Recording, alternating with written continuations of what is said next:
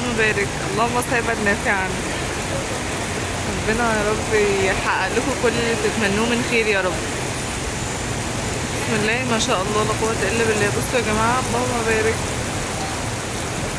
يعني من الصعب ان الواحد يعرف يلقط اللقطة دي، والله حقيقي الواحد بيحاول كتير علشان يوريكوا قد ايه منظر المطر بيبقى تحفة.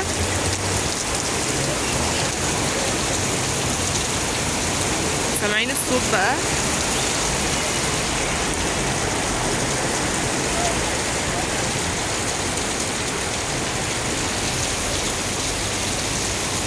طبعا احنا كده في الازاريطة قدام المتحف اليوناني.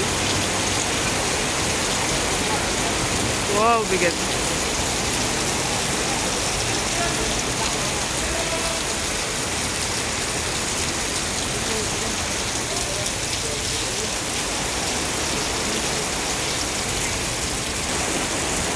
دي المناظر فعلا اللي ما يتزهقش منها. بصوا احنا تحت المظلة والا كنا هنموت دلوقتي.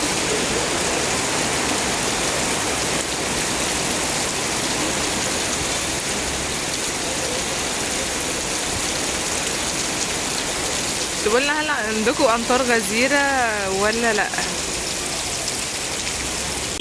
كده محطة الازاريطة طبعا، وادي الترام الصفراء اهو ما شاء الله اللهم بارك.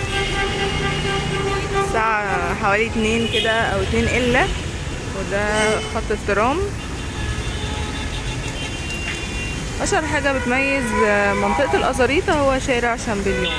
كنتوا قبل كده طلبتوا مني الازاريطة، وادينا اهو في الازاريطة. طبعا اجواء بقى الامطار وكده اللهم بارك. عملنا لايف كان بيصف كل حالة الجو وكل الحلاوة يعني والجمال بتاع اسكندرية وقت الشتاء. الشارع ده مليان بقى المحلات اللي هي خاصة بأدوات كلية الطب وكلية الصيدلة والأدوات الكليات العلمية عموما كلها. هنبدأ إن شاء الله نمشي في الشارع اللي قدامنا ده، شارع شامبليون، وناخد جولة فيه كده. يا ريت ما ننساش اللايك والشير والاشتراك في القناة وفعل زر الجرس على الكل عشان يوصلكوا كل جديد، واكتبوا لنا تحت في الكومنتس حبيتوا الفيديو ولا ايه اكتر فيديوهات بتحبوها، وحابين فيديوهات عن ايه تاني. بس كده يلا بينا نبدأ الفيديو بتاعنا.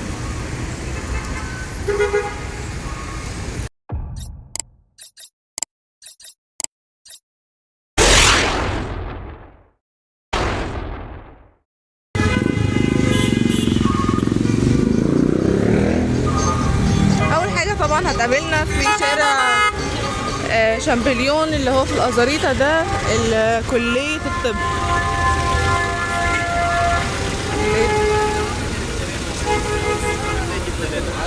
وقت زحمة طبعا، وقت خروج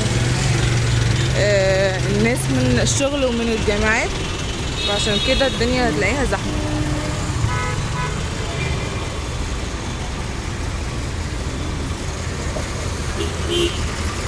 ادي جزارة كده على شمالنا. طبعا كلية طب اسنان وكلية الطب. نبدأ نعدي كده على الرصيف علشان الدنيا زحمة.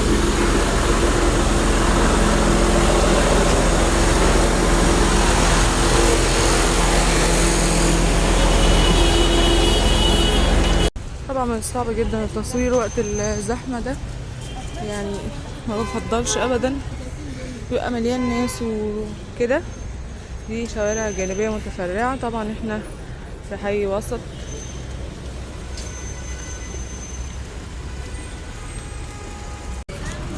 لقينا هنا بركان السعادة في شارع شامبليون، سمعت عنه بصراحة كتير.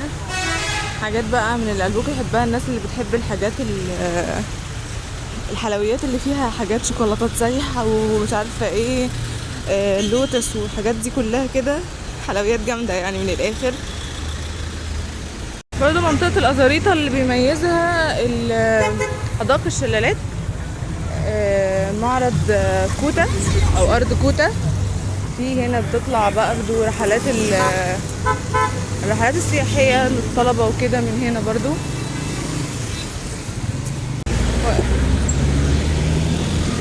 هذه الكليات على يميننا طبعا كلية الصيدلة تكملة الكليات العلمية. في كمان هنا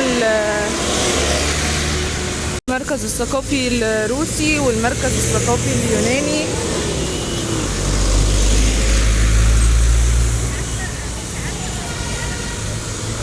في كمان من الشوارع المهمة جدا برضو شارع السلطان حسين.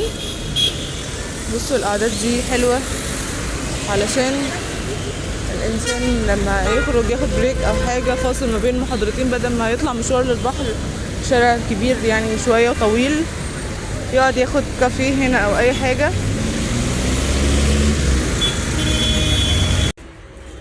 طبعا دخلنا في الشارع اللي كان قصادنا شارع البنك، نفضل ماشيين فيه كده علشان نروح شارع فؤاد. طبعا يا جماعه المناطق دي من اقدم شوارع اسكندريه، شايفين الطراز فيها عامل ازاي، المباني المعماريه يعني بيغلب عليها كده الطراز اليوناني والروماني.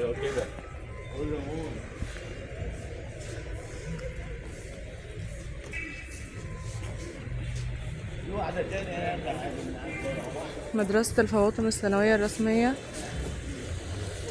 الشارع ده برضو فيه قنصليات، فيه شركات غزل ونسيج.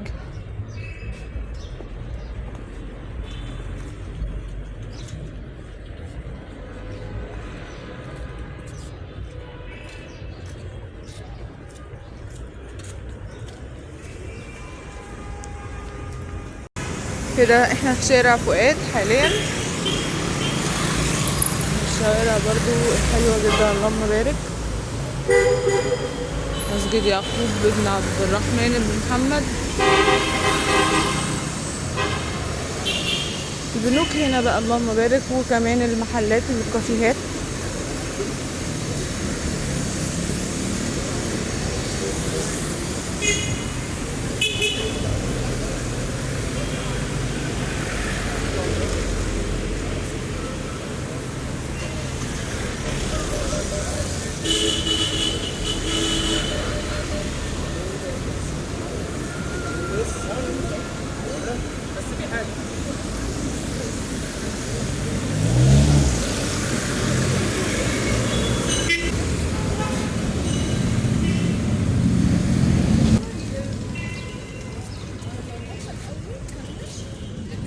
المنتجات المدنية، مصانع، عيادات برضو موجودة. وكده وصلنا عند المتحف. شايفين الأعداد بقى والحلويات. الشمس الحمد لله اللهم بارك بدأت تطلع، الجو دف أصلا يعني. دي الساحة اللي من بره.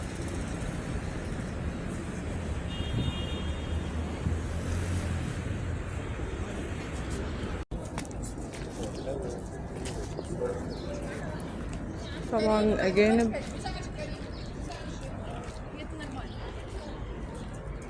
بصوا الحلويات، الصبار ده حلو قوي.